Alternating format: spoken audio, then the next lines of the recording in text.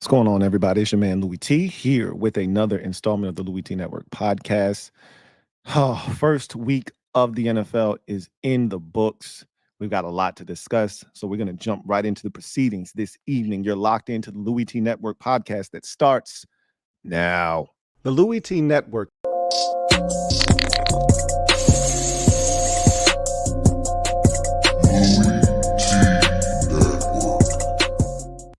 The Louie T Network is powered by MusicHead University. MusicHeads, classes in session. Turn me up. Enroll on YouTube now. Link is in the description. Who else could it be but me, your man, Louie T? Welcome to the 446th installment of the Louie T Network podcast. I, of course, am your man, Louie T. Thank you for joining me here on this episode. Lots to discuss today. Week 1 of the NFL is in the book, so we'll go slate skating around the National Football League, talk about all the things that I saw in week number 1. Also, I got to talk to my fellow Notre Dame Fighting Irish fans, and I gotta talk to the Carolina Panthers fans, and this one's gonna come from the heart. So stay tuned for that. We'll do that a little bit later on. But I'm fascinated with the rookie quarterbacks. I'm always fascinated with rookie quarterbacks, especially when we think we have a really good crop and a class. And this was one of the biggest classes we've seen. 6 quarterbacks taken in the first 12 picks, and 3 of them started in week number 1. We think that we'll see another at some point in New England in Drake May. And so I'm going to keep tabs on it. It sucks that J.J. McCarthy got injured, because at some point we probably would have seen him this year too. But we'll have to wait a little while on him. And then Michael Penix Jr. in Atlanta. We'll see what happens there, because that was a very rough start for Kirk Cousins. Not going to panic, not going to start, pressing the Michael Penix button in Atlanta. I don't think anyone should, but, fans will. That's why fans are fans. But ultimately, as long as Kirk is upright, he'll be starting, but you just never know, right? You never know. So we will see what happens there. But let's go ahead, dive in to this episode, and we will start with, first of all, let me just say, rest in peace to James Earl Jones, man. We lost a legend, another legend in the game. And you go from Rich Homie Quan, right, to James Earl Jones. It's a big gap there. But lost Rich Homie Quan last week, and man, I tell you, these young boys and these drugs and the lean and all of this shit, man, when are they going to learn, right? Like, it's just so frustrating and maddening. That man was 34 years old. And I saw all the players hitting the Quan in the end zone. I loved it. I loved the tribute to the Rich Homie Quan. May he rest peacefully. And James Earl Jones, one of the greatest voices ever created by the man upstairs himself, and was a tremendous actor too. It wasn't just a guy that could provide you with a tremendous voiceover, but there wasn't anybody better than James Earl Jones. And man, when my wife told me he passed, I just said, no! But he lived a good life. I think he was 93 years old, if I'm not mistaken. Man, he lived a good life. But anyway, rest in peace to those 2 individuals. And I tell you that it comes in 3s, so makes me very nervous. Maybe there's already been another one that I'm not thinking about, but that makes me nervous. So let's move on to week number 1 and the Gem Droppin Session, shall we? I think we shall. Let me drop this gem on your melon. Open your mind, let your conscience be free. You're now rolling with your man, Louie T double E. Let me open you up, get you thinking a little bit. So we're going to do this every single Monday or Tuesday, whenever the podcast hits for the first time during the week. I'm going to try to have these podcasts out on Mondays normally, but I wanted to go watch Caleb Williams in particular. I hadn't done that on Monday, so I wanted to go watch his game just to see what it looked like before I came to you guys. I had a chance to watch, and it was nasty. Okay, 14 of 29, 93 yards. So that's 3.2 yards per attempt for those of you keeping score at home. Sacked twice, ran backwards on one of those sacks. He thought he was still at USC running away from Fresno State, and he had to find out real quick. This is the NFL, buddy. This ain't the preseason either. You're not running away. He made a crazy play in the preseason and ran for a touchdown. And so I think he was thinking, oh, yeah, I can still do this shit. No. Those are guys that won't be on NFL rosters that you just did that against. These are the real guys, okay? This is the varsity. You were playing against the JV, okay? So he found out real quick. That shit you was doing in college, you were doing in Oklahoma and you were doing at USC, not happening here. He had a rude awakening. They blessed his ass. He was running around like a chicken with his head cut off, and he looked like a rookie, which is to be expected. But the one thing he did not do, which is important, which is why they were able to come back and win this game, he did not turn the football over. And thus he gave his team a chance to win. They did not score a single offensive touchdown in that game, yet he didn't do anything to hurt them. Look, if you're not going to help us, the least you can do is not hurt us. And he did not hurt his team. He allowed the special teams to block a kick, pick it up, scoop, and score. He allowed the defense to, that's a very bad, we'll get to that when we get to the Titans game. That's a very bad decision by Will Levis. But you got to think, Will Levis is essentially a rookie himself, right? He only had like 5 or 6 starts last year towards the end of the season. So you got to think Will Levis is still figuring this shit out himself. But you can't do that. But pick 6, and all of a sudden, they're right there, and they end up stealing this thing. So Caleb Williams definitely had a rude awakening in his debut in the NFL in his first start. But unlike the other two that we're going to talk about in this rookie watch, this rookie QB watch, he got the win. And again, he didn't do much to help get the win, but he didn't hurt them. And that's the most important part. You go on to the number 2 overall pick in the draft, Jayden Daniels. Story was a lot different for him. His defense did not step up, did not bail him out like Caleb Williams' defense did. His defense did him no favors. They put him in a pretty tough spot. Look, we need you to outscore the Buccaneers. He was not prepared to do that. His kicker didn't help the situation, missing 2 kicks. But the defense gave up scores on 7 of 8 possessions in the game. That's a losing recipe as the Buccaneers won the game 37-20. Jayden Daniels, though, of the 3 rookies that started week 1 at the quarterback position, he looked the most competent. 17 of 24, 184 yards. Now, mind you, that sounds, pretty solid for a rookie debut. About 40 of those yards, maybe 45, came in garbage time. Legit garbage time. Bucks are up 37-13. Game's over. Or I think it was 37-14 at that time. Game's over, well in hand for the Buccaneers. And he went out. Buccaneers are just playing soft and soft. You can have anything underneath you want. And he was able to take advantage, take him down the field, score a touchdown. But 7.7 yards per attempt. There no touchdowns, no interceptions, much like Caleb Williams. He did not turn it over, did not put the ball in harm's way. He did take 2 sacks just like Caleb Williams did, but he was very dynamic. The difference between Caleb Williams and Jayden Daniels is Caleb Williams offers you something, Jayden Daniels offers you something with his legs. 16 carries, 88 yards, and 2 rushing touchdowns. And this is, if you're a fantasy football player, this is why you draft Jayden Daniels, because even if he's not giving you something via the air, he's going to give you something on the ground. And so it was a very solid debut for Jayden Daniels, one that he can build off of.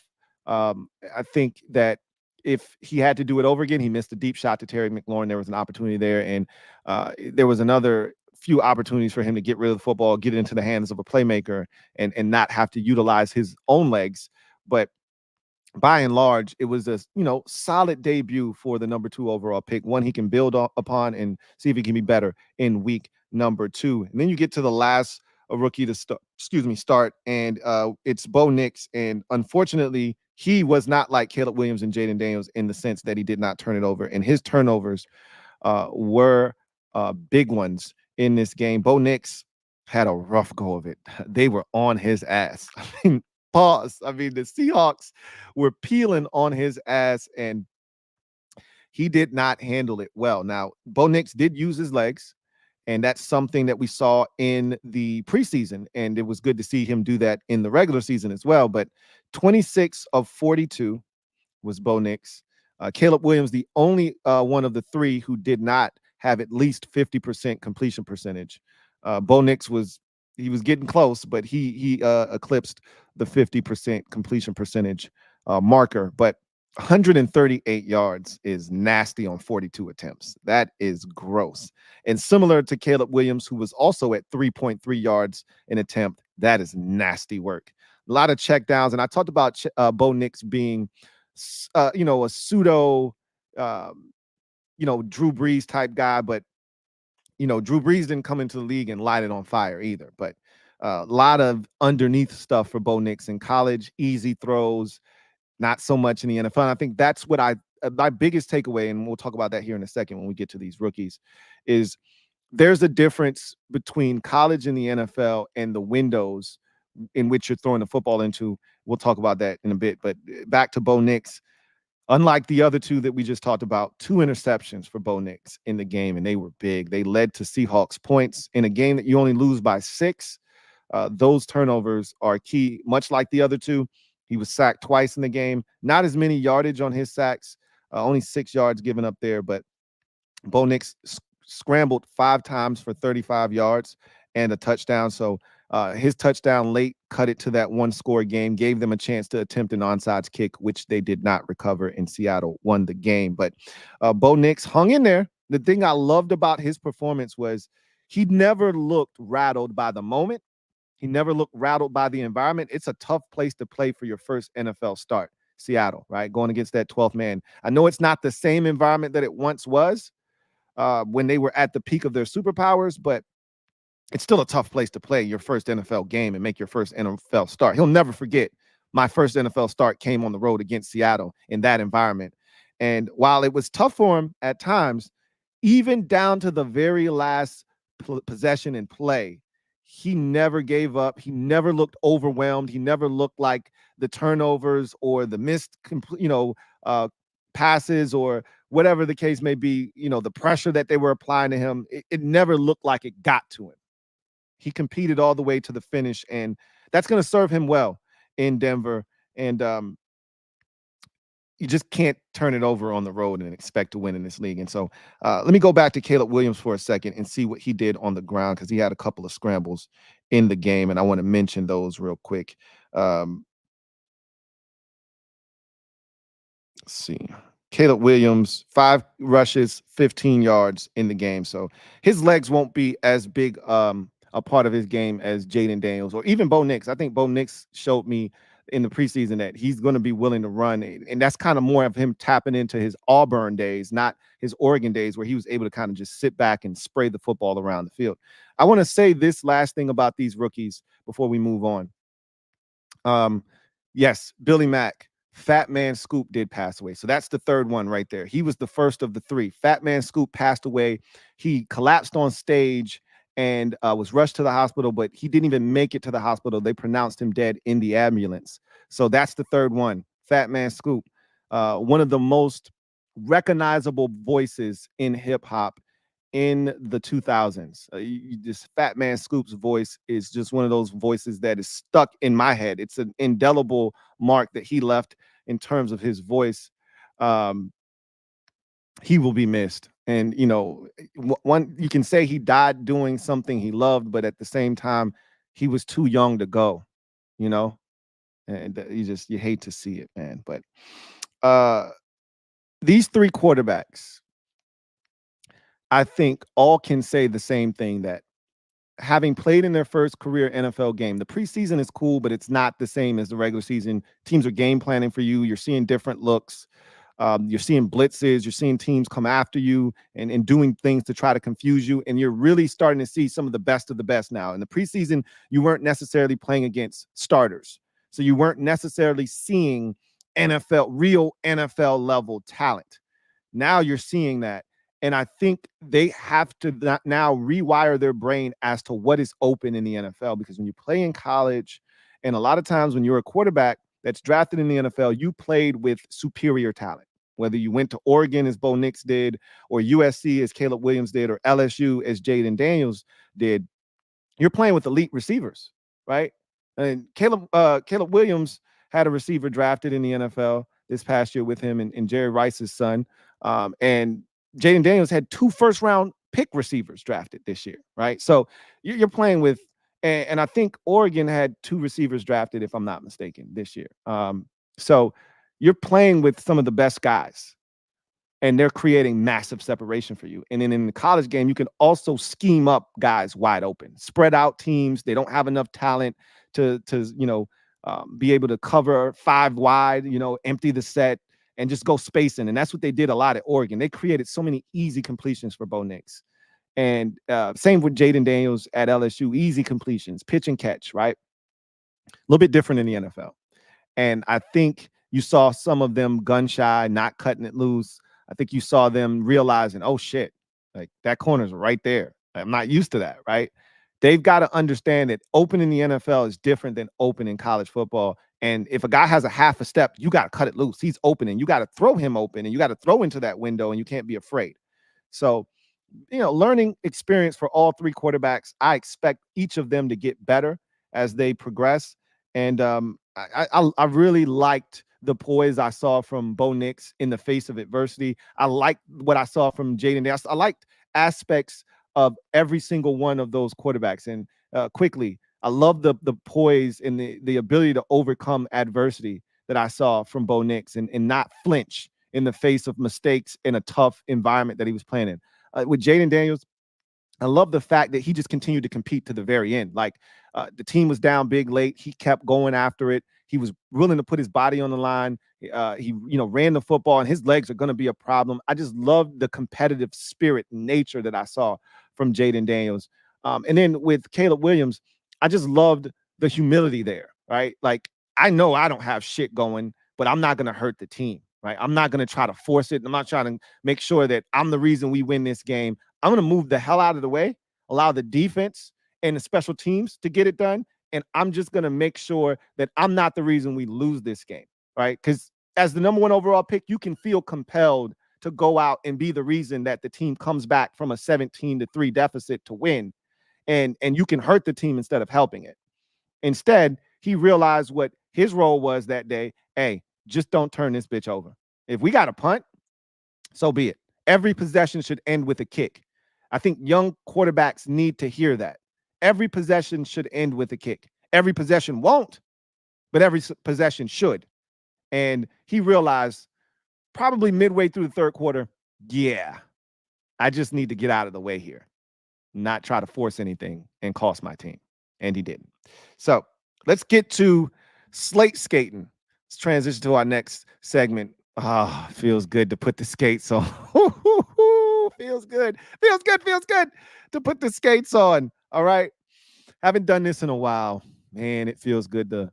I don't have shoelaces. I got on rollerblades, and I got the strap, the one that goes, and then you snap across that piece, make it real tight around the ankle. I'm ready to go, man. I can't speak for you. I'm going to give you a second to get your skates on, because we're going to take a trip around the National Football League in week number 1 and talk about these games. Now, we've already talked about a lot of these games because they were prime timers. Already talked about Chiefs, Ravens, already talked about Eagles, Packers, already talked about Rams and Lions, already talked about 49ers and the Jets. So we don't have to knock those down. We'll talk about all the games that happened on Sunday that we haven't gotten to. And so let's jump into that now. We start with Arizona at Buffalo. What did I tell you about this game, guys? What did I tell you? I said the Arizona Cardinals are going to be better than you think this year. And I said I wouldn't be shocked if we get to the end of the season and they're competing for a playoff spot. Now, will they make it? Don't know. But as long as Kyler Murray is healthy, this is going to be a dangerous team this year. And I said they're going to go in there and they're going to push Buffalo to the limit. Push them to the limit. They're going to push them to the limit. Now, they're not going to win. And I wasn't crazy enough to pick them, but I thought about it. And these boys were up early, and they were up big early. And they had Buffalo Bills fans sweating. I'm not going to lie. I was watching the game, and Bills fans had their hands on their head. They were looking dejected. I mean, they were on them. 17-3 this score was at one point for the Cardinals. They had the Bills on the ropes, but Josh Allen would not be denied.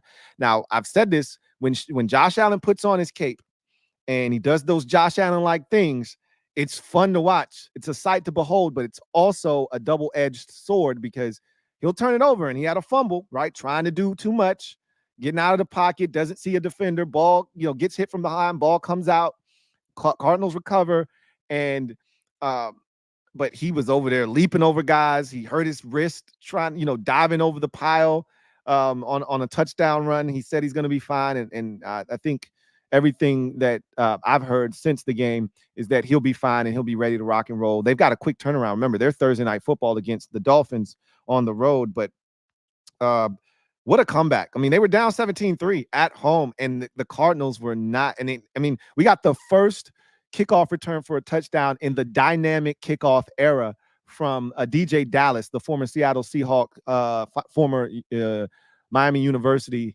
or the University of Miami, rather, running back, took it the distance on a kickoff, which is why you're seeing a lot of teams just kick the bitch out of bounds, like, okay, or out of the end zone for the touchback, and you just start at 30. He took that thing the distance. And just when the Bills thought they were safe, they had climbed all the way back from that 14-point hole, and they had opened up a 11-point lead themselves, I believe it was. Might have been, I think it was 11. I think it might have been 10. Let's see. They had opened up 11-point lead. It was 21. It was 31-20. And then DJ Dallas immediately rips off the, 96-yard kickoff return. And just like that, they go for two. They get it. It's a 3-point game. And the Bills were sweating again. They thought, okay, we got them. And I told my wife, if they get even, they're leaving, right? And they caught up to them, and then they passed them. And then I was like, okay, yeah, they're gonna win this game, right? Then the Cardinals said, not so fast, my friends. They hit them with a Lee Corso, but the Bills held on, won the game. I'm going to tell you right now, I'm worried about their receiving core. It wasn't the prettiest performance. Listen to these numbers. Keon Coleman, their second-round pick, rookie wide receiver, 4 catches, 51 yards, led the team. Khalil Shakir, 3 catches, 42 yards. James Cook, their running back, 3 catches, 32 yards. Mac Hollins, 2 catches, 25 yards. Dawson Knox, 1 catch, 23 yards. Marquez Valdez-Scantling, 1 catch, 19. Curtis Samuel, 2 catches, 15 yards. So, as you can see, a lot of distribution, right? And just to throw in another guy, Dalton Kincaid, the other really talented tight end, 1 catch, 11 yards. A lot of distribution of the football, but nobody really stood out, right? And maybe that's a good thing, right? Maybe they'll take the Green Bay Packers approach of, hey, we got a bunch of guys that can hurt you. But I don't know if that's going to get it done every single week. But we'll see. As the season progresses, maybe somebody, much like we saw with the Chiefs last year, eventually we saw Rashid Rice step up and say, hey, I'm that guy as a rookie. And maybe Keon Coleman will do the same for the Bills. But a lot of nervous moments for the Bills in that game, but they prevail. But if you're the Arizona Cardinals, I'm a big proponent of there are no moral victories in the NFL. Either you win or you lose. But in the second year of a rebuild and feeling like you can compete with Kyler Murray being healthy this year, that was an impressive performance. Look, it's a loss, and you should have won the game because you were up by 14 early, and you had the momentum, and you had opportunities, and you had to settle for field goals at times. But they went into Buffalo with the mindset of, we expect to win. They didn't go in there to just compete. They expected to win, and they almost did.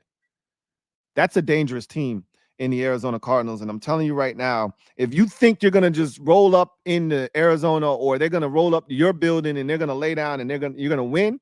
And we saw this last year when they didn't have Kyler Murray. They were competing, and they just didn't have enough at quarterback last year. Now they got Kyler Murray. They're going to win some games that you don't expect them to win this year. I'm just going to tell you that right now.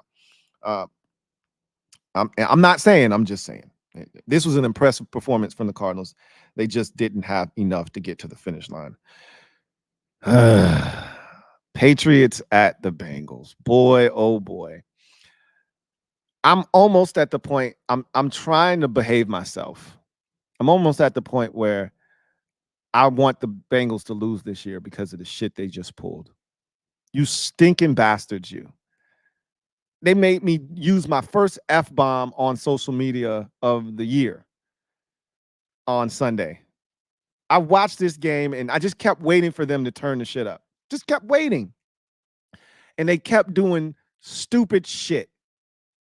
Every time I'm like, okay, first of all, their defense was atrocious in this game. That's the reason they lost this game. You could blame the offense all you want. They didn't even have that many possessions. How many possessions did they have in this game? Anyway, they couldn't have had very many because the literally the Patriots had one possession that went like 8-9 minutes. Let me find the possession. So the Patriots' first touchdown of the season was a 14-play, 80-yard, 7-minute and 20-second drive.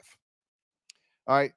The Patriots had another drive for a field goal, 12 plays, 68 yards, 5 minutes and 9 seconds of the first half clock. So in 2 drives alone, 2 scoring drives that netted the Patriots 10 points, which they took a 10-0 lead at half. They ate up 12 minutes of the clock in the first half. You get to the second half, Patriots have a field goal drive, 12 plays, 52 yards, 7 minutes and 24 seconds. And then with the game on the line, 7 plays, 24 yards, 2 minutes and 13 seconds, 2 first downs on the ground, game over. God bless and good night. This was a disgusting defensive performance by the Cincinnati Bengals. We could sit here and talk about the offense not getting it done, and they were just as culpable. But they should have had more opportunities, but because the defense was just getting gashed on the ground. I mean, Ramondre Stevenson looked like a grown man playing against little kids, toddlers. All right. 25 carries, 120 yards, and a touchdown. But that doesn't tell the story. If you watch this game, he was killing them, right? And Jacoby Brissett did the Jacoby Brissett thing, 15 to 24, 121 yards, no touchdowns, no interceptions, but he didn't turn the bitch over, right? And the Bengals did turn it over. They had a drop in the end zone, right? Mike Gesicki gets up, does I call it the witty, right? The white gritty, the witty. He gets up, hits the witty, like he scored a touchdown, got everybody excited. They go to replay and like, bitch, you ain't catch the football. I get so upset, and I know you're supposed to sell it, but this is the age of replay. You can't sell shit and get away with it, right? They gonna find out the truth. And so they go back to replay. His ass ain't catch that shit. And they end up having the very next play, they throw it to the other tight end. And this clown takes the football at the 2-yard line, and he starts to put it in his hand as if he's going to stretch it out. You don't do that at the 2-yard line, bro. First of all, you got the first down at the 3. Know where you are on the field. Put the damn football away. And a great play, I want to say it was Jabril Peppers. He comes over and he just clubs that bitch out of his hand. Bow! You don't want that shit. Let me get it. Knocks it out of his hand. It's scooped up by the Patriots at the 1-yard line. You bastards. Right? Cincinnati, I think I'm going to root against them all season long. I think I've made up my mind that I'm going to root against them this season. So what I didn't know T. Higgins was going to be out. I would not have picked them, right? And I'm going to make this declaration right now. I'm putting 70% of that's too much. 70 on the Bengals. I'm putting the other 30% on Kevin, the PRF. If you're out there, kiss my ass, Kevin. Okay, you did this shit. Because I remember we were on the call to action video for the LTN exclusives, and you said the Bengals they're the guaranteed pick of week 1. Some bullshit like that. And the football guy said, oh yeah? Okay. I'll show you. I'll take out 2/3 of the survivor pool right now. Thanks, Kevin. Really appreciate it. So, yeah, that didn't go well. So the Patriots did everything right in the game. Like, they're not going to win very many games this season. they had to have everything go wrong that went wrong for Cincinnati in this game. I mean, the Bengals could not get out of their own way. They turned it over twice, did the Bengals. The Bengals had 2 trips to the red zone. I talked about the one that didn't end up in the end zone. The Bengals were 4 of 11 on third downs. They had 224 total yards of offense, did the Bengals. I mean, they made this Patriots defense look like the 04 Patriots defense. Like they were out there like absolutely getting after Joe Burrow. He was checking everything down. I had no idea that T. Higgins was hurt and wasn't going to play. I would not have picked them if I would have known that, because Jamar Chase hadn't practiced pretty much all summer. Why would I think he's going to come in and have this massive impact? He didn't. T. Higgins was the one in practice all off season. So him not playing was huge. It was huge. Patriots get the win. Good for Gerard Mayo getting his first career win and his first career game as the head coach of the. There won't be very many more of these. They're not good, but they played within themselves. They did the right things, and they didn't beat themselves. Cincinnati did, and they didn't, and they won the game 16-10. Good for them. And I also didn't know that Joe Burrow is now 1-5 in week 1 contests. If I would have known that shit, I wouldn't have picked his monkey ass either. Go wash that goddamn bleach out of your hair. Playing like shit. Giants and Vikings. Vikings get the win 28-6. The Giants looked like one of the worst teams in football in this game. The Giants looked awful. And this game, the score doesn't indicate just how bad the Giants looked in this game. Daniel Jones is awful. And Sam Darnold, they made Sam Darnold. This whole talk about the Giants defense, and I've had people, my guy Michael, just loading up my damn timeline with Giant shit all season, off season long, talking about this guy and that guy and this guy and Brian Burns and this thing and that thing. And then they get in there and they got Sam Darnold out here looking like the first round number 3 overall pick that he was, 6-7 years ago out of SC, right? Darnold comes out there 19-24, 208. 2 touchdowns. He had 1 interception that was tipped off the hands of his receiver and into the hands of the Giants. But outside of that, it was a flawless day. Aaron Jones, 14 carries, 94 yards. He could do no wrong on the ground. They essentially did whatever they wanted to do. Justin Jefferson with a touchdown grab on a 4th down. That was a ballsy call by head coach. Oh man, what is their coach name? Kevin O'Connell, right? Went for it on 4th down, and Justin Jefferson with the slant for the touchdown. They got after Daniel Jones. They sacked him 5 times. So this revamped Giants offensive line, woohoo, go get them. 5 sacks in week 1 for Daniel Jones and the New York Giants. They also were able to force some turnovers in this game. Of Daniel Jones, and let's just talk about Daniel Jones real quick. 22 of 42, right? That's some rookie quarterback. That's some Bo Nix number shit. You're in year 97 and you're still acting like a kid, right? Grow up, man. Grow up. 186 yards, no touchdowns, and 2 interceptions, including a pick 6. Now, I will tell you that was a hell of a pick by Andrew Van Winkle. He's got that play down to a science where he acts as if he's rushing. He sees it's quick game and he stops and he jumps in the air and picks it off and runs for a touchdown. He did against the Commanders last year, right? He's a stud at doing that. And that life without Saquon Barkley looks rough. 10 carries, 37 yards for Devin Singletary. Eric Gray, 2 carries, 6 yards, and Tyrone Tracy Jr., 2 carries, 2 yards. Boy, life without Saquon looks rough. Malik Neighbors did have a good game. 5 catches, 66 yards. He's going to be a problem. But, yeah, it's going to be a long season for the Giants if this shit continues. Good win for the Vikings. Didn't see that one coming. Not only did I not see them winning, I didn't see them winning that decisively. They're going to get a real test this week at home against the San Francisco 49ers. Try that shit on the train this week, okay?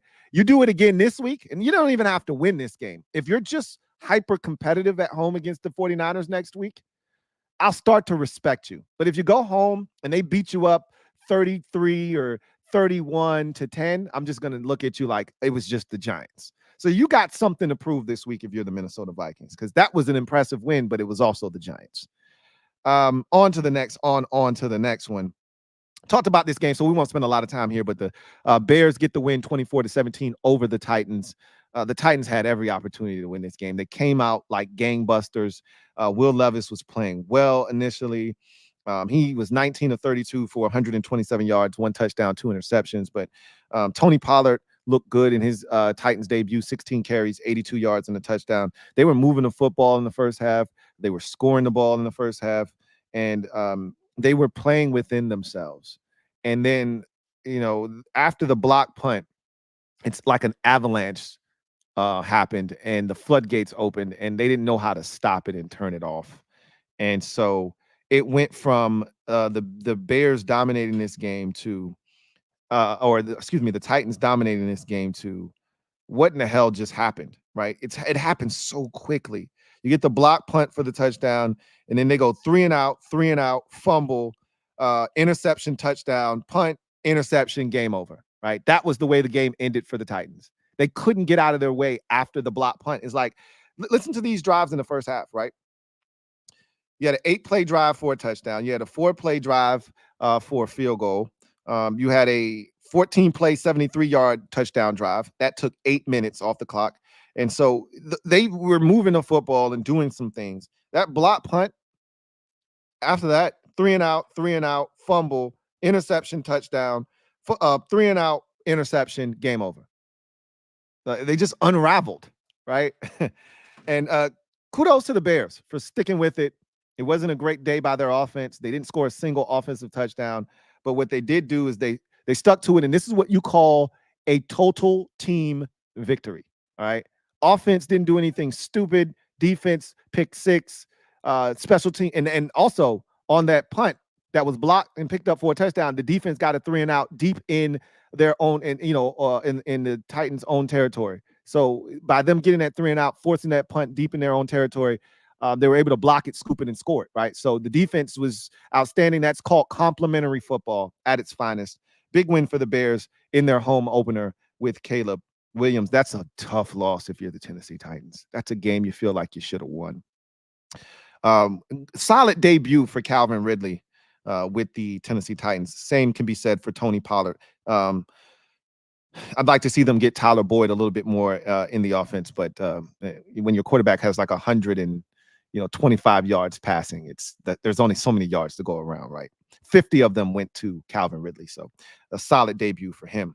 The ass whooping of the week goes to the Saints over the Panthers. The Saints took off their belt and just beat the Panthers mercifully, 47-10. I mean, this shit was over in the first quarter. It was 17-0. But the Saints did not take their foot off the gas pedal. It was 30-3 at half and 37-10 after 3. So this was just brutal. Bryce Young looks awful. My goodness. I was so wrong about this kid. And maybe it's just Carolina. Sometimes you get drafted into a bad situation and it makes things exponentially worse. And I think that might be the case for Bryce Young. He's in a bad spot and you can't get the proper coaching, attention, and love and care. He needs some TLC, and you're not going to get it in Carolina because it's not conducive to that type of thing happening. Conversely, on the other side of things, what happened to that Panthers defense? My goodness, they made Derek Carr. First of all, Bryce Young, 13 of 30 for 100. I told you, let the young boys do this. This is what it's supposed to look like. Daniel Jones is supposed to be doing this. This is what the young boys are supposed to be doing. 13 of 30, 161 yards and 2 interceptions.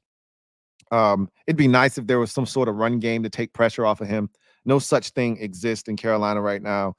Derek Carr, on the other hand, 19 of 23. 200 yards and 3 touchdowns, no interceptions. They had him out there looking like vintage 2015 Derek Carr. Alvin Kamara, 15 carries, 83 yards. Jamal Williams, 11 carries, 38 yards. Taysom Hill, 5 carries, 35 yards. Almost 200 yards on the ground total for the Saints. They could do no wrong in this game. Rashid Shaheed, one of my favorite receivers, getting the deep ball, a 59-yarder for a touchdown in this game. They spread it around, and Derek Carr was on the sidelines chumming it up. And by the time they got to the fourth quarter of this ball game, they were just turning around and handing the thing off at that point because it was so out of hand. We're going to talk more about the Panthers to end this show. Boy, they are a dumpster fire right now. I'm not believing in the Saints. Much like I said about the Vikings, you got to go to Dallas this week, do the Saints, prove it. Okay. And you don't have to win that game. I don't expect you to win that game, but I expect you to be highly competitive if you want me to take you seriously. All right. Go in there, compete your ass off, and let the chips fall where they may. You go into Dallas and you get drubbed, then I'm just going to say it was just Carolina. So you got something to prove this week. Steelers and Falcons. Oy vey. Zoinks! Not the kind of debut you were looking for from the Atlanta Falcons. 18-10, the Steelers get the win. This was a vintage Mike Tomlin win. Like, who wins games like this more than Mike Tomlin? Go into an environment, nobody thinks you're going to win. You hold the opponent to less than, 17 points. You don't, 6 field goals, right? They didn't score a single touchdown in this game. They kicked 6 field goals, and they won the game 18-10. Such a Mike Tomlin win. When you get to the end of the season and they're 9-8, and you want to know how Tomlin, finished over 500 again, it's because of games like this. This is a quintessential Mike Tomlin win. Don't turn it over on offense. Justin Fields, 17 of 23, 156 yards. I wouldn't tell you that he was impressive. I'd tell you that he managed the game the way that it needed to be managed, and he used his legs. 14 carries, 57 yards for Justin Fields. 20 carries, 70 yards for Najee Harris. They ran the football. They didn't turn it over. They didn't put it in harm's way. They let their defense unravel Kirk Cousins, and they just made plays when they were there to be made. And their kicker, Chris Boswell, one of the better kickers in the league, said, "Hey, put it on my shoulders. I got it." And he took care of business. Meanwhile, Kirk Cousins, not a great start. 16 of 26, 155 yards. 1 touchdown, 2 interceptions. I didn't love the offensive flow and rhythm here. I really believe if they would have given Arthur Smith Kirk Cousins, we wouldn't be having this conversation right now. I'm not sure about Raheem Morris and the offensive coordinator that he has out there. This offense didn't look like Arthur Smith's offense, where guys were running open and the quarterback just stunk, right? This shit looked convoluted. It looked disjointed. It looked rough. And that's how the Steelers treated Kirk Cousins. Rough. They beat him up. They roughed him up. They hit him a ton. How many quarterback hits did the Steelers have on Kirk Cousins? 7 quarterback hits. They sacked him twice, but that wasn't the sack totals don't tell the story. TJ Watt had a sack, forced fumble, negated by a penalty. He had another sack to end the game. They couldn't block him. He was constantly in the lap of Kirk Cousins. He had like 2 or 3 tackles for loss to TJ Watt. He was a man amongst boys in this game. Love watching him play. He was an animal. And unfortunately for the Falcons, nobody stepped up. Bijan Robinson, 18 carries, 68 yards. Kyle Pitts, 3 catches, 26 yards on just 3 targets, right? Darnell Mooney, Drake London, each had 3 targets. Like, it just wasn't enough. It wasn't a good example of a coach getting his best players involved, getting touches for his guys, getting Kirk comfortable. I just thought he was dropping back way too often. The ball wasn't coming out fast enough. They didn't have a good enough plan to block TJ Watt. It just seemed like a disjointed offensive game plan. And the Steelers took advantage, forced a ton of punts, ton of pressures. They picked off Kirk Cousins twice in this game, and it proved to be the difference in the game. It really, truly did. Again, quintessential vintage Mike Tomlin win. And did I see enough from Justin Fields to make him the starter moving forward? No, but I wouldn't be mad if they said, "Hey, we saw enough to give you another shot." They're not going to do that. If Russell Wilson's ready to play, and Russ was fully dressed with his eye black on and everything, he wanted to play. They held him out. Russ is going to do everything in his power to get out there because he knows if they keep winning without me, they might just say, we can do this without you. So I think they're going to give him an opportunity once he's healthy. I don't think he's going to be better than Justin Fields because Russ isn't running anywhere. At least Justin Fields, if it's not there, can tuck it and run, extend the drive, and get you into field goal range. If it's not there and Russ has to check it down on 3rd and 7 for a 5-yard gain, you have to punt. Whereas Justin Fields going to take off for 9 on 3rd and 7. And now, instead of the drive being over and you punting, you're now in field goal range because you got 2 first downs that you wouldn't have gotten had Russell Wilson been at quarterback. And now you end up winning the game 18-10 instead of losing the game 10-9, right? But they're going to give him a shot, I think. Fields wasn't overly impressive, but he did enough to help them win. That's a really inauspicious start for the Atlanta Falcons in the Raheem Morris era. That wasn't a good start there. Jags at the Dolphins. You talk about a team blowing a game and an opportunity to win. The Titans did it. Nobody, I thought, wet the bed with a chance to win more so than the Jacksonville Jaguars in week 1. They had no business losing this game. They were up 17-7, and they're going in for the game-clinching score. Like, they score this touchdown, the game's over. And we know Travis Etienne is always good for an ill-timed fumble. Not that a fumble is ever a good time for a fumble, but there's never a worse time for a fumble than right at the goal line. And I've seen Travis Etienne fumble around the goal line at least 3 times in his career. He's going in for the touchdown, and this is the knockout blow. This would make the Dolphins were lackluster. The Tyreek Hill situation looked like it took wind out of their sails, and they just couldn't get it going offensively. Their kicker had missed a kick. They just were kind of sleepwalking, and they were going to lose this game. And Travis Etienne is running in. He's at the 1. He's going to walk in the end zone, and out of nowhere, here comes what is the name of that safety from Oregon? The really good one. Oh, man. Let me get his name. Javon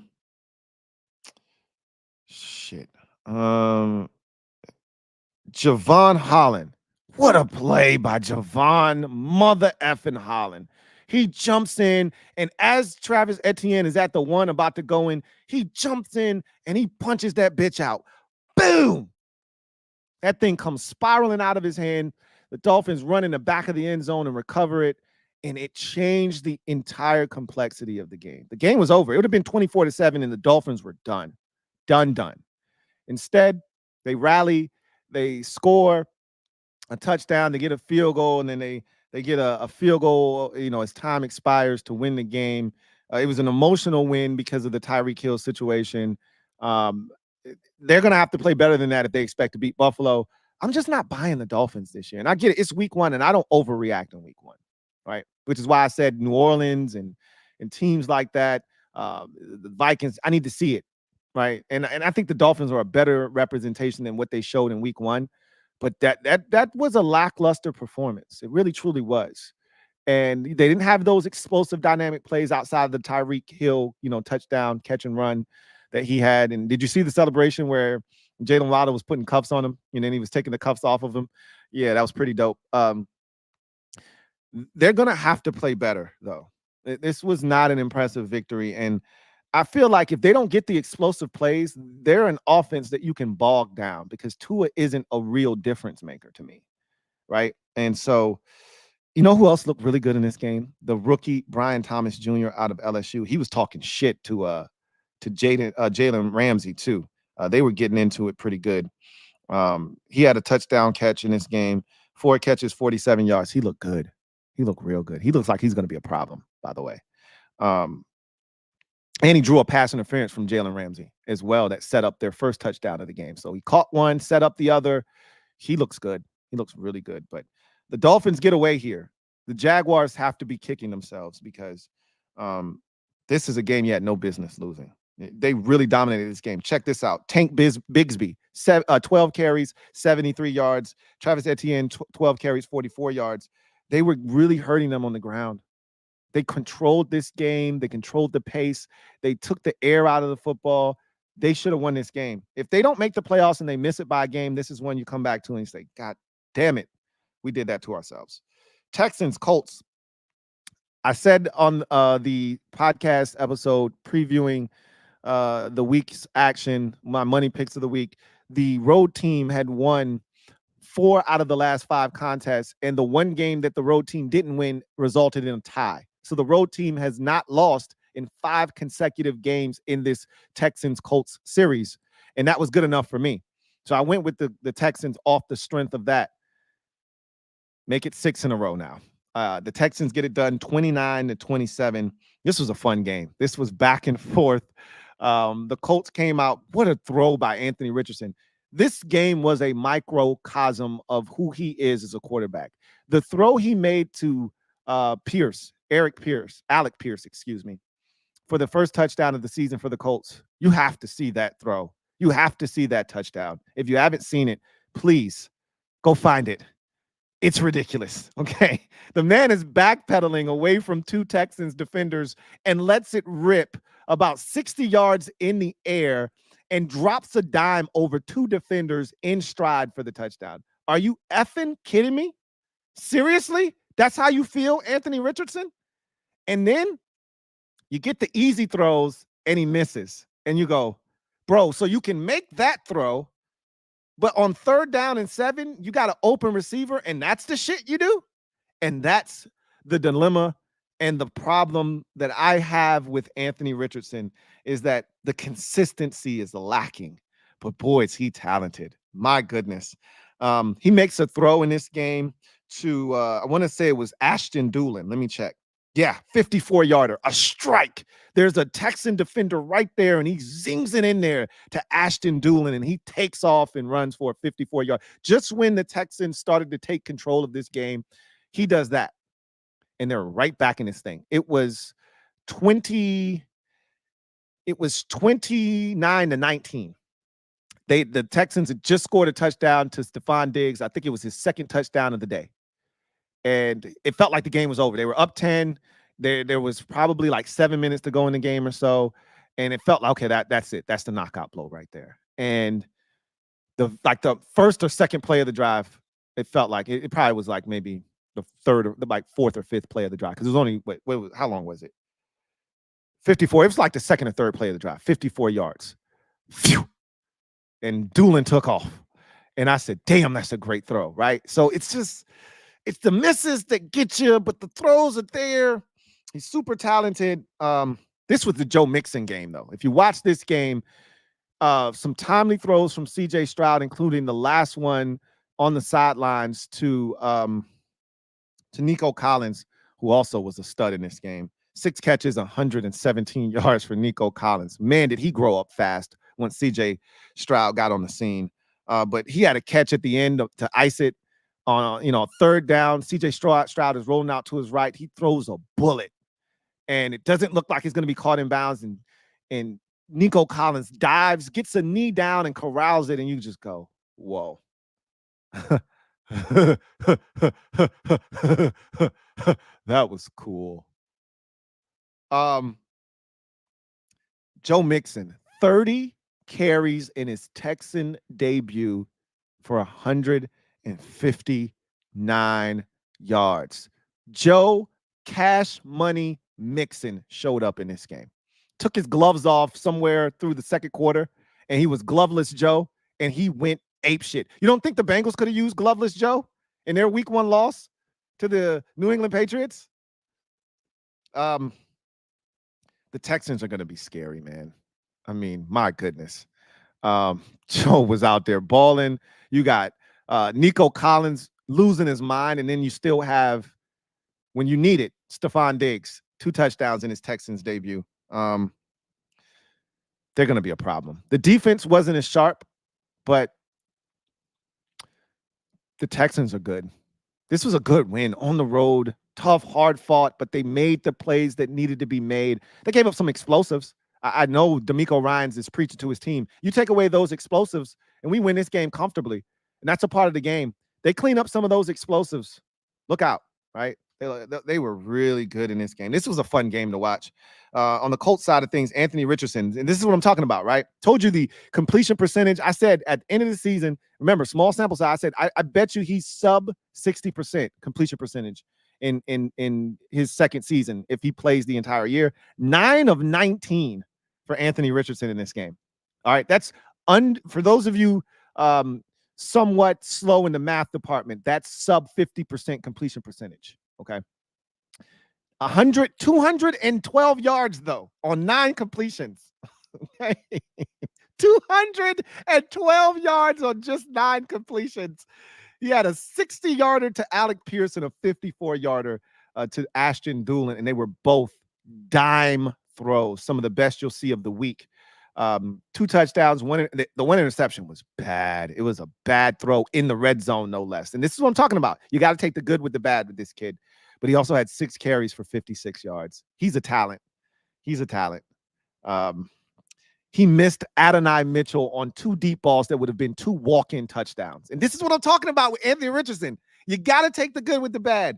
He's got Adonai Mitchell streaking down the sideline, wide open, easy touchdown, and he misses him.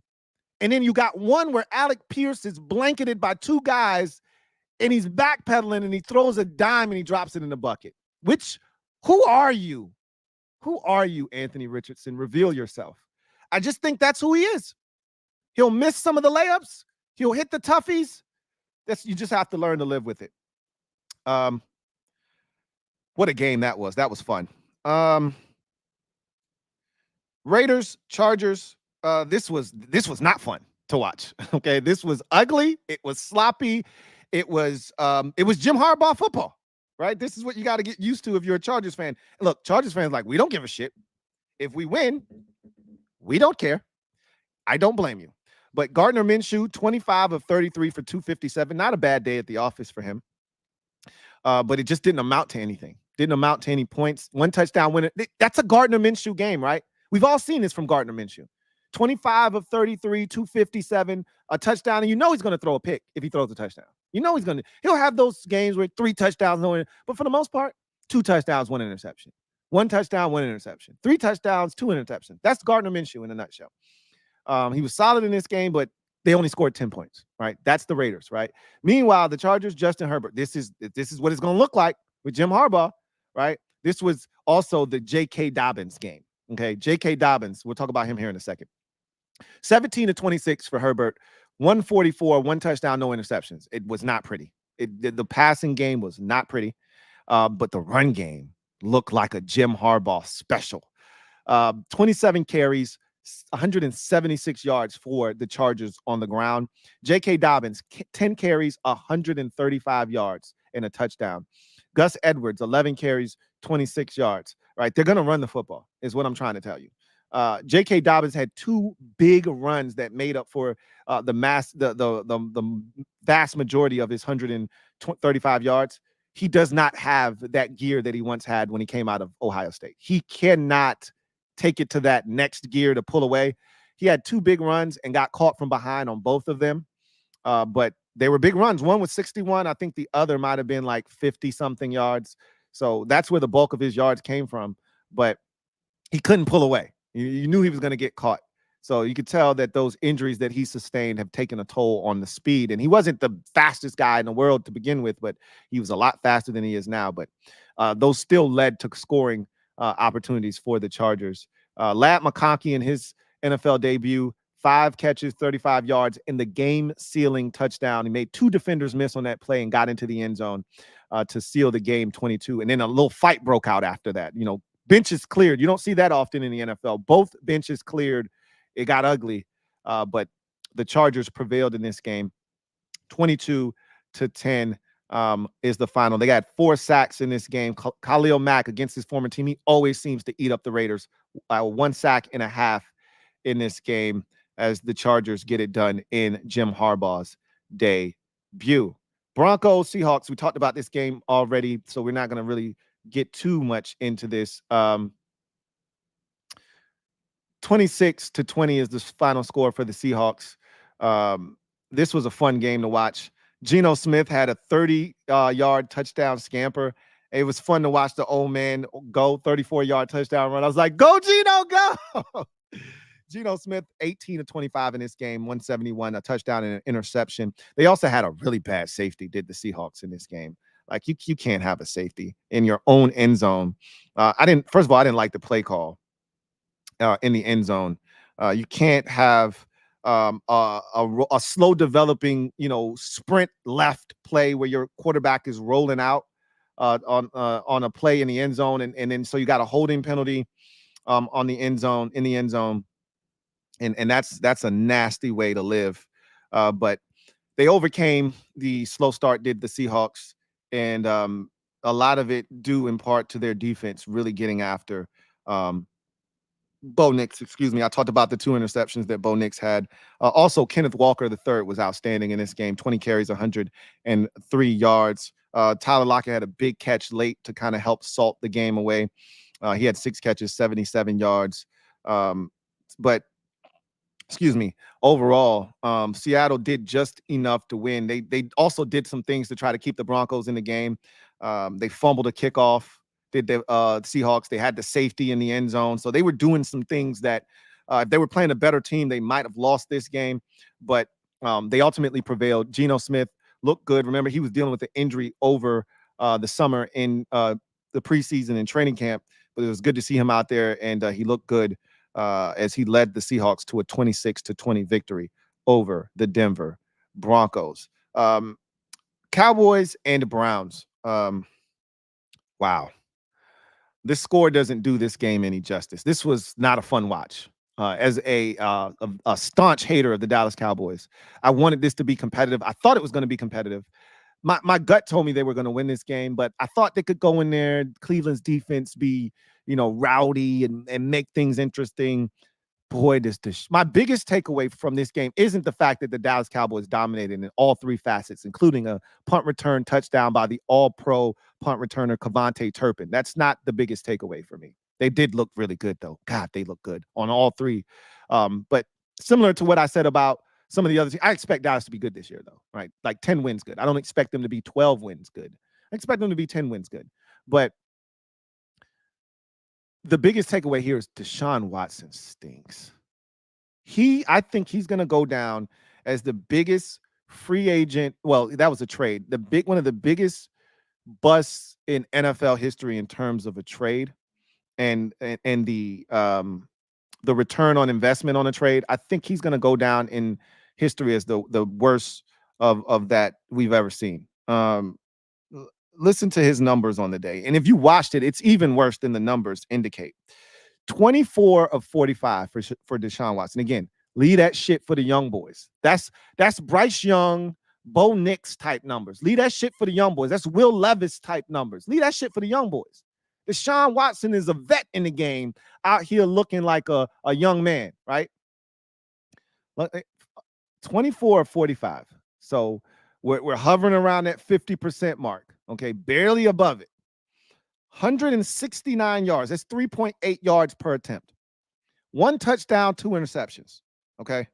5 carries, 39 yards for Deshaun Watson. So the legs aren't really helping you all that much. The arm stinks. The decision-making is trash. He looks out of sorts. They've given him weapons. Don't forget that they added Jerry Jeudy, right, in the offseason. They have Amari Cooper. They have Elijah Moore. Right? They drafted Cedric Tillman. They still have David Njoku. They got weapons. This is not a weapons issue. And the only reason Deshaun Watson won 4 games last year is because of his legs and the ability of the Browns to run the football. Well, the Cowboys turned off the faucet on the ground, right? Even though they averaged almost 5 yards of carries because of Watson's 39 yards on the ground, they really held Jerome Ford down, 12 carries, 44 yards. So that there was no aid of the run game. He had to do it himself, and he can't do it by himself. He stinks. Man, does he stink. My God, he stinks. Who's the Browns' next opponent? They've got the Jags. They're going to lose that game too. Nick Chubb can't get back fast enough. They're not going to win without him. Unless they go off on the ground and he's able to kind of just hide behind the run game, they're going to lose. That defense is going to have to step up. They're going to have to make plays. Deshaun Watson stinks. He's washed. Meanwhile, the Cowboys were dominant in this game. Dak Prescott gets the massive deal right before the game starts. 19 of 32, 179 yards. He didn't have to do much. right? Those aren't eye-popping numbers. He played within himself. He played within the game. 1 touchdown, no interceptions.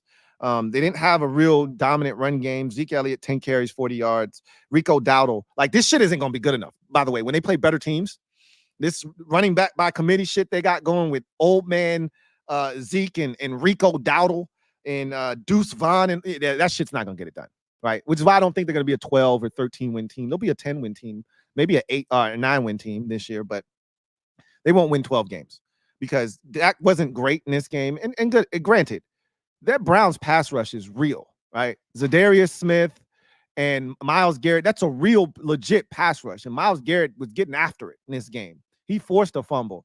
And, he's a load to deal with. And Zadarius Smith had a sack. Like, there's a reason Dak struggled a bit. That's a good Browns defense that they moved the football against. But they didn't do a lot offensively. They just let the Browns self-destruct. And they took advantage of that. CeeDee Lamb, with his new contract in tow, 5 catches, 61 yards. Brandon Cooks, beautiful throw from Dak on the corner route to Brandon Cooks for the first touchdown. 4 catches, 40 yards for him. But the real story here was the dominant defense, which we didn't know what it was going to look like. And again, I'm not convinced that the defense is dominant because they beat up on a Browns offense that I think is elementary, right? But still, if it's an elementary offense, make it look elementary. All right, make it look like a bunch of kindergartners and first graders, and they did. All right, that's what you're supposed to do. So I thought the defense was dominant, and then KaVontae Turpin and the combination of Brandon Aubrey and KaVontae Turpin. Do you know that Brandon Aubrey kicked a 66-yard field goal in this game? Now, it was negated because Dallas had a delay of game penalty, dodos, right? So it would have been a 71-yarder he was attempting. They punted at that point. But he made a 66-yard field goal. Do you know what kind of a weapon that is? Just essentially get to midfield. And we are in field goal range. Like, that's cheating is what that is. That's cheating. That they have that type of weapon. You couple Brandon Aubrey with KaVontae Turpin, who ran a punt back 60 yards for a touchdown, and they have a distinct advantage on special teams every single week unless they're playing against the Ravens and Justin Tucker. And he's going through a little bit of a malaise, we'll call it right now, kicking those, long field goals. My goodness, the Cowboys have a distinct advantage on special teams. It's ridiculous. They win this game going away 33-17. And again, the final score doesn't indicate how much of an ass whooping this was. This game was not as close as the 33-17 score indicates. I want to see them do it to New Orleans next week. All right. You want to make me a believer? Beat up on New Orleans next week at home. And then quickly, I don't really need to get into this game. I've got this all over my channel. Commanders and Bucks. Commanders win the game, or Bucks win the game 37-20. I want to talk about this game from the Bucks angle, really, because I've done it from the Commanders angle a ton already. Baker Mayfield probably is going to win NFL Offensive Player of the Week for his performance. He was unconscious in this game. Baker Mayfield, 24 of 30, 6 incompletions for 289, 4 touchdowns, no interceptions. He was magnificent. And then to make matters worse, we made him look like Patrick Mahomes back there. We couldn't tackle him. We couldn't sack him. The 3 carries for 21 yards doesn't do Baker Mayfield justice because he eluded at least 5 sacks in the game. We just couldn't get him on the ground. And then when he had time, he was accurate. He threw a couple of dimes to Mike Evans for touchdowns in this game. He could have had a 5th touchdown pass. His rookie receiver, Jalen McMillan, dropped it on the first possession of the game, or he'd had a 5th touchdown pass in the game. He was ridiculous. He's going to win Offensive Player of the Week in the NFL off of his performance. The run game was solid. They're still going to struggle to run the ball, all the Bucks. That's not going to change. But I do like the concepts that their new offensive coordinator put forth in this game. It was impressive. And they spread the ball around. Chris Godwin, 8 catches, 83 yards. Rachaad White, their running back that can do it all, 6 catches, 75 yards. Mike Evans, 5 catches, 61 yards, and 2 touchdowns. Godwin also had a touchdown grab in this game. Their rookie, Jalen McMillan, out of Washington, 1 catch, 32 yards, and a score. So they spread the ball around. The defense was solid. It wasn't great, but Jaden Daniels and his legs is what really made their defense struggle. Otherwise, even with all the injuries, they did a pretty good job of containing Washington's offense. Dominant victory for the Bucks. They're 1-0, and they look like a team that wasn't a fluke last year that won the division. And we'll see if they can continue to do that moving forward. So that is your trip around the National Football League in week number 1. As we just went slate skating, man, that felt good. I'm a little tired. I'm not going to lie. That was the first one. You know, and the first time out of the gates, we had no preseason. This is the first time I'm a little gassed. Ankles are a little sore. Not going to front. But it feels good to be back slate skating. So now let's finish up the show with garbage time. And I got some super chats to get to first. So I'll knock these down and then we'll get to my garbage time. So Shadow Striker 789. Thank you for the super chat. Greatly appreciate you. Shadow Striker writes, and thank you for being a member of the MOBB, who writes, hey, Lou, looking at week 1 winners and losers league, and none of my picks are in, but I have Gmail receipts that show I had them selected. Any idea why? I haven't seen your picks. I haven't seen your picks. So when I do the sheets, and I'll go back and look, I have them come into my spreadsheet, Excel spreadsheet file, or my Google spreadsheet file. And all the picks that have been submitted via the document are in there. And so yours wasn't in there. And again, if you didn't put the right name, that might be why it didn't show up. If you didn't use the same email, all of that stuff, that might be why it didn't show up. But your picks didn't show up for whatever reason. So we'll get into that. We'll try to investigate and figure out, because I'm not trying to, keep you from submit. If you submitted your picks, I want your picks to be in there, right? So we'll get to the bottom of it. We'll figure it out. Barry Curtis Jr. But again, you guys got to follow directions. And I'm not sure if you followed directions. And I'm not saying you didn't, but the likelihood is you didn't, right? And get your picks in on time, people. And that's another thing. And you're a veteran, Shadow Striker. So I expect you to get your picks in on time. But we'll get to the bottom of it. We'll figure it out. Barry Curtis Jr., been a member for 34 months. Really appreciate you, Barry Curtis Jr., who writes, hey, Lou, hope all is well. One of my best buds, Aneem from college, got signed to Washington's practice squad today. He's an offensive tackle, got a ton of potential. Yeah, we saw that, from Howard University, 6'8", 350 plus pounds. They're going to give him an opportunity on the practice squad to see if he can stick around. And, I'm happy for your friend, and I hope he takes advantage of this opportunity and carves out a niche for himself in this league.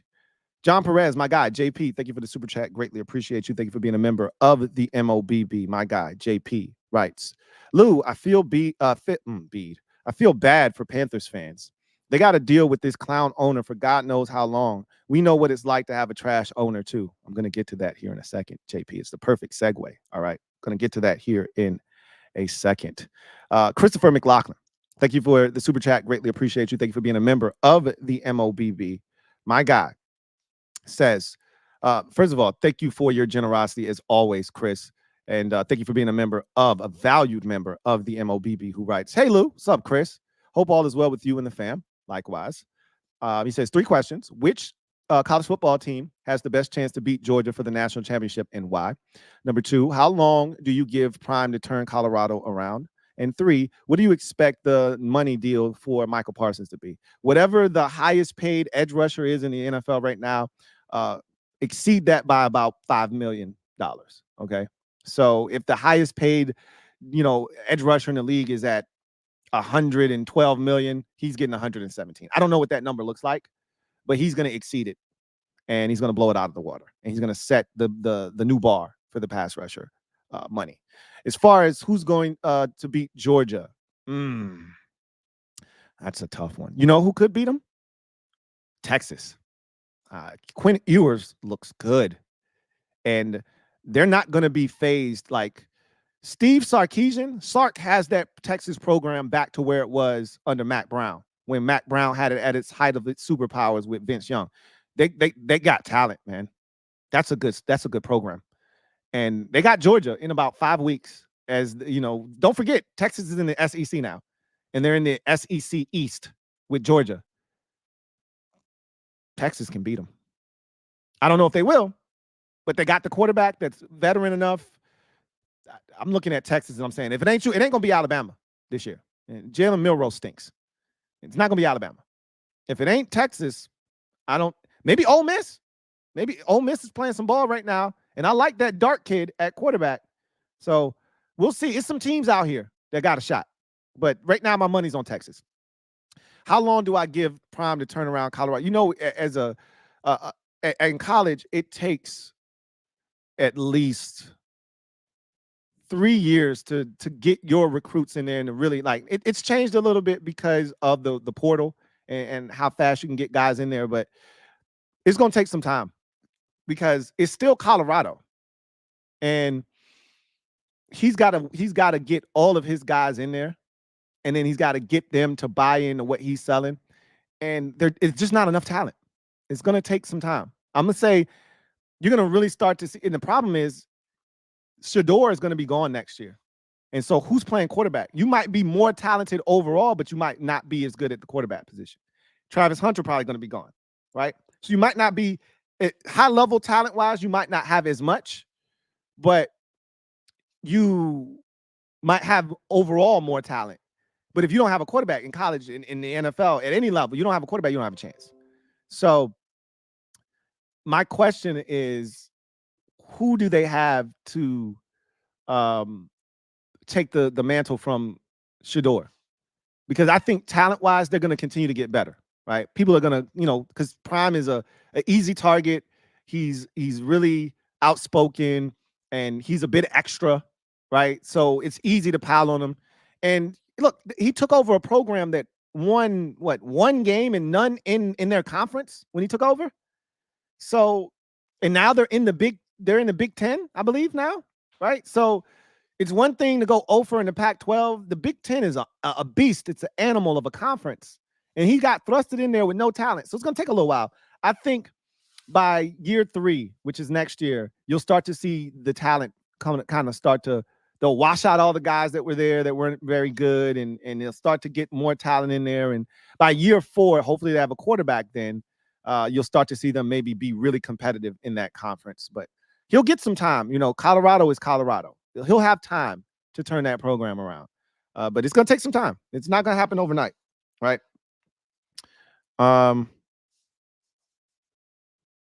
Shadow Striker, thank you for the super chat. Greatly appreciate you.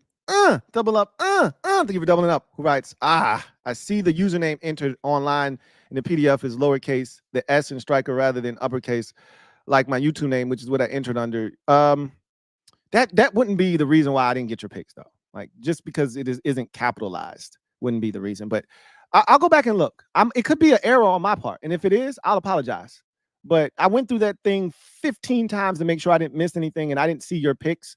But again, if they're there, I'll put them in.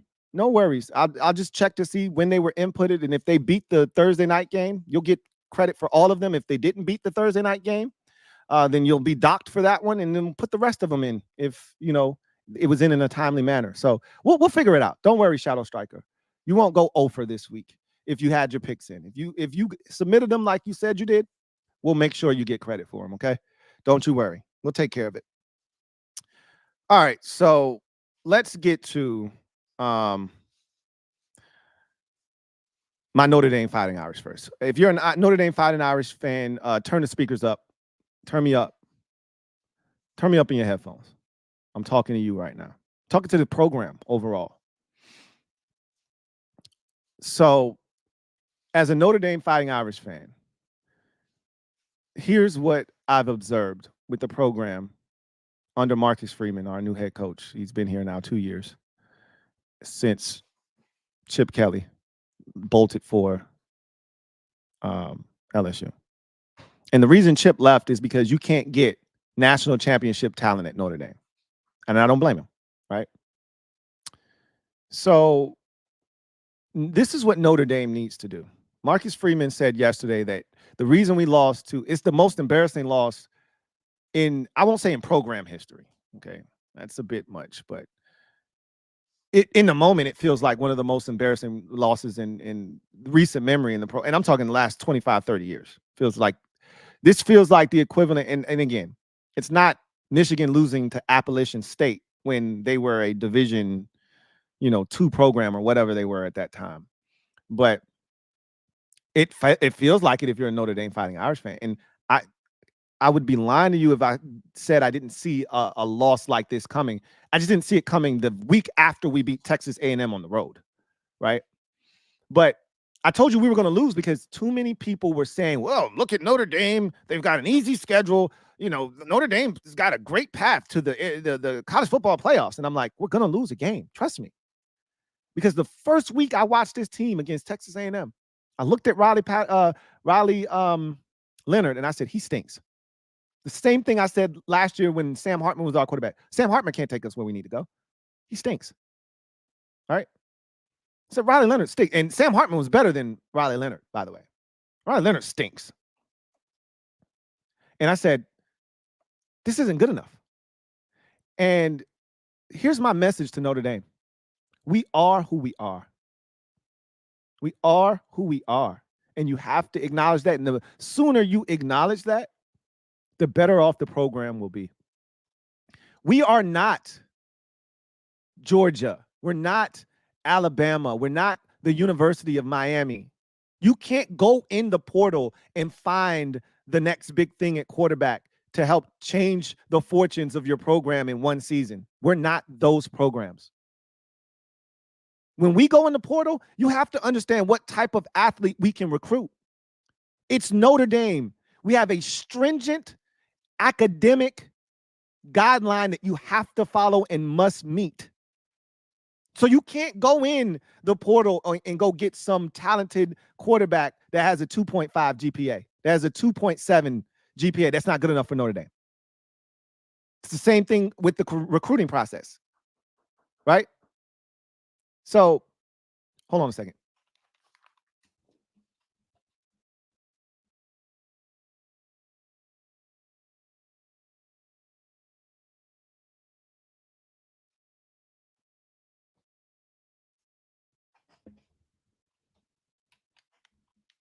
Sorry about that. So you can't go in the portal and go get a Ward or one of these guys that can, or Gabriel that can change your program, right? You're going to end up with Riley Leonard because he came from Duke, another, highly prestigious private program with high academic standards. Why do you think Stanford stinks? You can't get the caliber of athletes that are going to allow you to win a national championship. You got to get in, and even Andrew Luck couldn't win them shit because there's just not enough talent at Stanford because the academic standards are too high. Know who you are. And I love what they've done with the skill position guys in the defense, and they always find a way to get enough talent there, but we're always lacking at quarterback. And since Marcus Freeman has taken over with this portal, he wants to go in the portal like he's Georgia, like he's Alabama, like he's the U. Or one of these schools is like, to hell with your grades. Can you play the position? Because if you can, come on down. We got a spot for you. That ain't us. What we have to do is we have to recruit a 3-star quarterback, and we got to mold him, and he's got to be in the program for 4 or 5 years. And that third or fourth year, fifth year, that's when we'll have a chance to win a national championship. Like we did with Ian Book. That's your best shot. We're not those other programs. You can't go in the portal and just wave a magic wand at Notre Dame because we're not going to get that type of athlete. You're just not. So stop trying to do it. It's like in college basketball, Duke and Kentucky, they can go in the portal and they can go out and recruit those one and doneers because those programs can withstand that. You know who can't do that? North Carolina can't do that. You know why? Because their program isn't built like that. They got to get the kid that's going to come to school and stay there for 3 to 5 years. That's how they're going to win a national championship. Cohesiveness. A group that's been together for 2 or 3 years. Guys that have been in school for 3 or 4 years. Point guard that's been there for 3 or 4 years. That's how North Carolina's going to win a national championship. They're not going to get the one and done guy. That's not what's going to North Carolina. That's not what's going to win at at Notre Dame. You can't go in the portal and find a guy with a 3.85 GPA that's also an awesome quarterback and bring him to Notre Dame. There are other choices out there that are sexier, that make more sense. Stop trying to do that. Go out, recruit a guy, develop him in your system, and win that way. That's who we are. Stop trying to be one of these other programs that we're not. We got beat because we didn't have the right quarterback. Because you, for the last 2 years, have been out here fishing in the portal trying to find a quick fix. Recruit and develop. That's what Notre Dame is about. Recruit and develop. I don't want to hear this shit about we bought into the hype. We believed our own hype. No, that ain't why we lost. We lost because we're not very good. And we're not very good at the most important position. Because you tried to take a shortcut. There's no shortcuts at Notre Dame. We're not Georgia. We're not Texas. We're not, Alabama. We're not the U. We're Notre Dame. The sooner you figure that out, the sooner you act accordingly, the better off the program will be. You have no shot of getting back into the national championship conversation in the playoffs with your schedule this year. You're done. What an embarrassment, losing to Northern Illinois at home. What a joke. I'm happy for that coach, too, by the way. And then Carolina Panthers. My God. Carolina Panthers. I feel for you. I feel for you. I really do. I really do feel for you. Because you have no idea what you're embarking upon. I've been there. I just got out of that relationship. And it was brutal. And it lasted 25 years. And I never thought I'd be able to escape. And you're just getting in. And here's the bad part with your situation. And you can sit here and try to convince yourself that I'm wrong and I don't know what I'm talking about. And he just wants to win. You know what we used to say about Dan Snyder once upon a time? He just wants to win. Yeah. Anytime your owner is willing to go and chastise somebody because they're talking shit to him, so he wants to throw a drink on them, or he wants to walk into an establishment that has a sign up that's talking about his negligence, and he wants to go in and berate the owner, you're in for a long, hard journey as a fan in Carolina. You think it's an accident that Derek Brown is out for the season? Bad shit is going to happen to you for no reason other than you got bad juju coming to you. You think it's bad now? It's going to get worse. You're going to be the worst team in football for the third consecutive year or second consecutive year. You should have never fired, or you should have hired Steve Wilks. You didn't. All right. But that's your owner. Steve Wilks wasn't good enough. He wasn't shiny enough for him. He needed Frank Reich. Then he fires him 9 games in, whatever. Hires the Bucs offensive coordinator because nobody else wanted the job. And that's cool. And we'll see what he's able to do. Had to promote from within at general manager because nobody wanted that job. You don't see the pattern here of what you're doing? I went through this. Nobody wanted the Commander's job in 2016 or in 2014, so that they hired Jay Gruden. Nobody else was hiring Jay Gruden. Just like nobody else was hiring your coach. We had no GM. You had to hire from within because nobody wanted your job, because nobody wants to work for your owner. David Tepper is a sieve that is going to sink your organization to depths you didn't even know were possible. And I feel bad for you because you're in denial right now. Maybe some of you aren't, but most of you are in denial. He picked the wrong quarterback. I think Frank Reich wanted C.J. Stroud. I could be wrong, but Frank Reich's track record is big, strong, strapping quarterbacks. Pause. That was C.J. Stroud, not Bryce Young. The owner wanted Bryce Young. And look, I wanted y'all to draft Bryce Young. I thought it was the right decision. And I still think he's just in a bad spot. Maybe he just stinks. It doesn't look good. But the organization stinks. And what he went through as a rookie, I liken it to what Trevor Lawrence went through as a rookie, how bad it was under Urban Meyer. But at least they fixed it in year 2. I don't know if any such thing is going to happen in Carolina. Listen to me when I tell you this. Listen to somebody who has experienced what you're about to embark upon. It's going to be a long, dark journey. You're going into the abyss. It's dark. It's never ending. And if this guy doesn't at some point say, you know what, enough of this shit, I want out. And that's the problem. I don't think he wants out. I think he thinks his money can fix everything. He threw how much money on the offensive line, overspent for the offensive line? You didn't get enough back for Brian Burns. You got fleeced in that deal. You drafted the wrong quarterback. Nobody wants your job. You're a fledgling franchise. At least you're going to get a new stadium, right? I think that's going to happen. Yay, you got a new stadium. That's nice. Bad shit's going to happen to you because you got bad juju from a bad owner. Derek Brown getting injured is just the first in a long line of shit that you're going to ask yourself, why is this happening to us? I have the answer.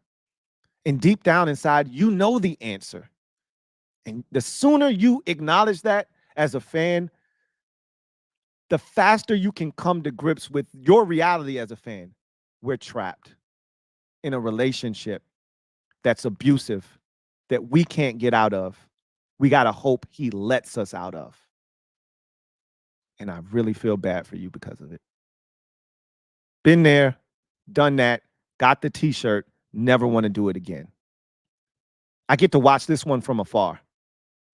And I'm just here to say this from the bottom of my heart, Carolina Panthers fans. I am so, so sorry. I really, truly, deeply am. Bless your hearts. You're going to need it. And that's going to do it for me, your man Louie T here on the 446th installment of the Louie T Network podcast. Hope you guys enjoyed it. We got plenty more of this in store. I'll see you guys next time. Take care. God bless. And as always, good night.